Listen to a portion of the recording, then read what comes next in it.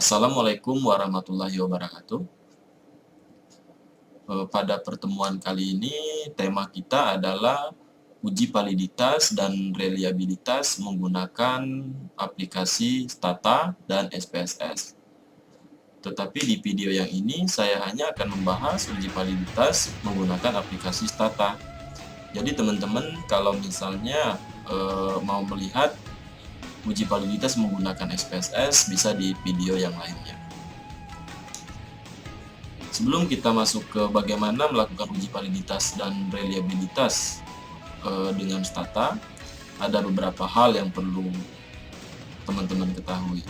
Karena setahu saya, mahasiswa yang sedang menyusun skripsi ataupun menyusun tesis, itu biasa sekali mereka membuat kuesioner sendiri.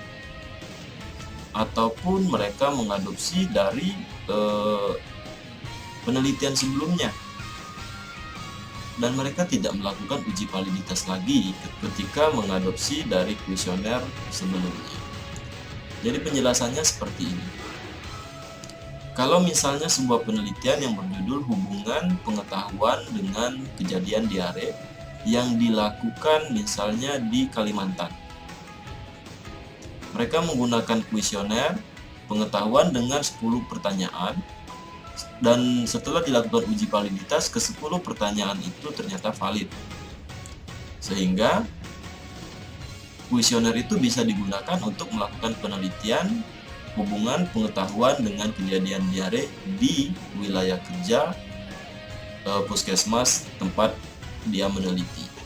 Sedangkan kalian judulnya sama, hubungan pengetahuan dengan kejadian diare di Cibiru, Panyilekan, Bandung, dan mengadopsi kuesioner yang ada di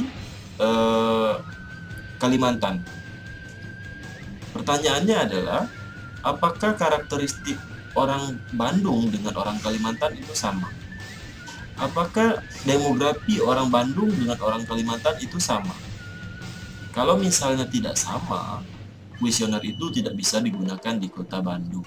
Karena salah satu syarat melakukan uji coba kuesioner adalah memiliki karakteristik dan demografi yang sama. Saya harap teman-teman memahami kalau uji validitas itu penting dilakukan. Tetapi ada pengecualian.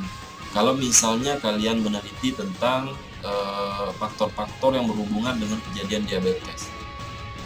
Kalau saya tidak salah, itu di Kemenkes sudah mengeluarkan kuesioner untuk PTM. Dan kalian misalnya melakukan penelitian yang sama dengan mengadopsi kuesioner yang ada di Kementerian Kesehatan RI. Nah, kalau itu tidak masalah, karena itu sudah diberlakukan secara nasional. Tetapi kalau belum, sebaiknya kalian melakukan uji validitas. Baik, kita mulai saja bagaimana melakukan uji validitas menggunakan aplikasi Stata. Oke, kita akan melakukan uji validitas pada kuesioner sikap. Ini saya punya penelitian hubungan sikap dengan kejadian pernikahan dini. Kuesionernya ada 15 pertanyaan yang sudah disebarkan kepada 30 responden. Datanya juga sudah saya rekap di Excel sehingga akan lebih mudah ketika memasukkannya ke dalam program Stata. Kita buka aplikasi Statanya. Di sini saya menggunakan yang versi 14 ya, karena versi 14 ini lebih ringan dibandingkan dengan versi yang 15. Langkah pertama, kita klik data editor yang gambar pensil. Setelah masuk ke data editor, kita ke Excel dulu untuk mengambil data yang sudah direkap.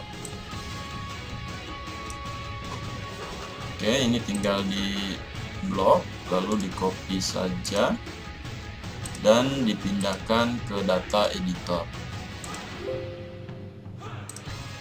Ya. Kalau sudah dipindahkan, jangan buru-buru langsung menganalisis. Di sini kita save terlebih dahulu. Latihan uji validitas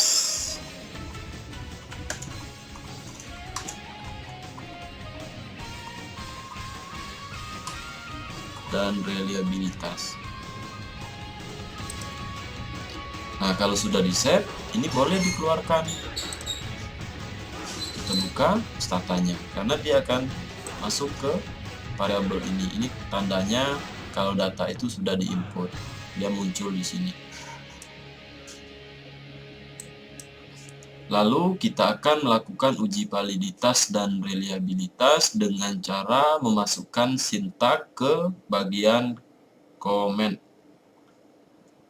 Ini perlu diingat ya, karena di Stata ini kita harus banyak-banyak menghafal sintak.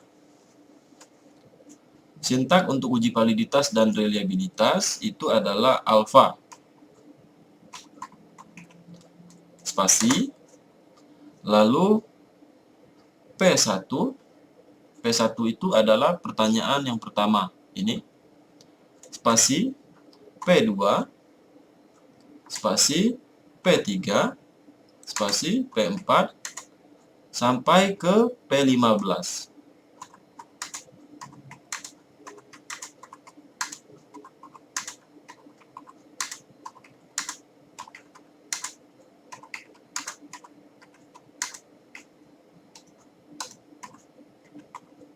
Lalu dikasih koma, spasi, ditambahkan item, baru enter. Di output yang dihasilkan oleh Stata ini, kita bisa melihat untuk R hitungnya di item test correlation. Di yang ini adalah R hitungnya. Pengambilan keputusannya adalah valid apabila nilai R hitung lebih besar dari R tabel.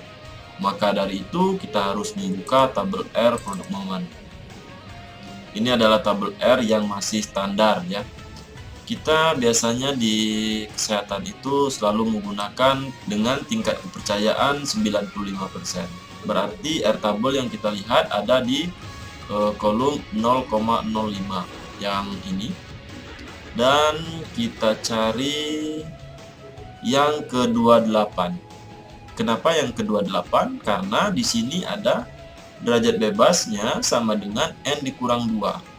N kita ada 30 sampel, dikurang 2 menjadi 28. Maka untuk R tabelnya yang kita lihat ada di angka 28, yaitu 0,3610. Jadi itu adalah patokannya. Apabila R hitung lebih besar dari 0,3610, maka pertanyaan tersebut dinyatakan valid. Kita lihat lagi di output yang ada di Stata.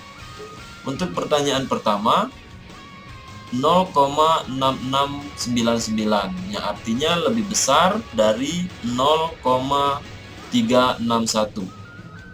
Berarti pertanyaan pertama ini valid.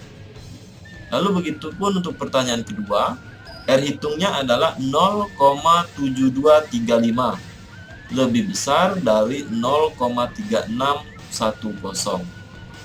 Berarti pertanyaan nomor 2 valid.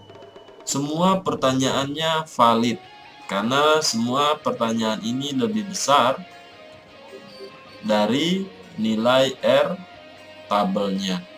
Lalu yang kedua, kita akan menentukan kuesioner ini reliable atau tidak.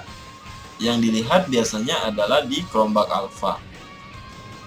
Dikatakan reliable apabila kelompok alfa itu minimal 0,6.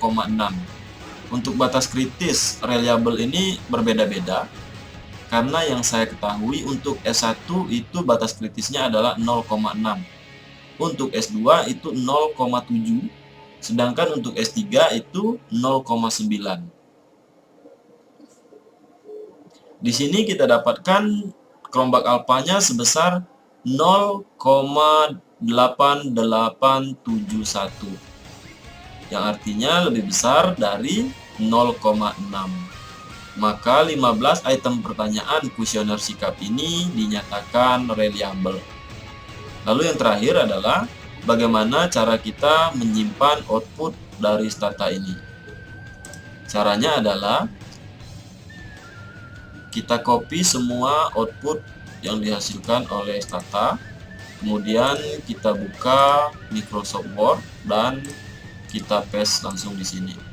Ya, itu saja untuk pertemuan uji validitas dan reliabilitas menggunakan aplikasi Stata.